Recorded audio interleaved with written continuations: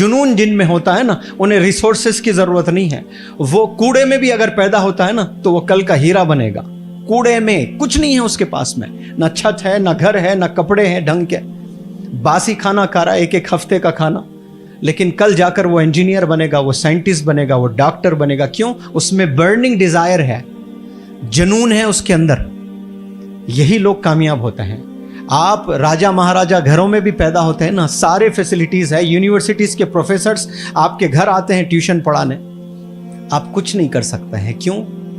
आप में वो डिजायर, वो ख्वाहिश नहीं है, बर्निंग डिजायर आप लोगों में नहीं है, वो जुनून आप में नहीं है। आपको दोस्त पसंद है, आपको इश्कबाजी पसंद है, आपको मूवीज पसंद है, आपको बॉलीवुड पसंद है, आपको सिगरेट पसंद है, आपको गलत चीजें पसंद है, तो वही चीजों में आपको अच्छा लगता है।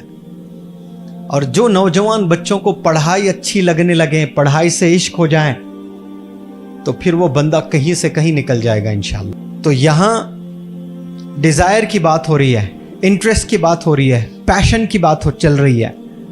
अगर ये चीज आप में आ जाए एक दफा, ये पैशन, ये जुनून, ये दीवानगी, तो फिर आप कल के लीडर्स हैं। आपका महल होगा, आपके वालिदैन आपको देखेंगे उस महल में रहते हुए, फख्र महसूस करेंगे कि मेरा बेटा, हम लोग की जिंदगी कहाँ थी, कहाँ से कहाँ आ गए हम लोग।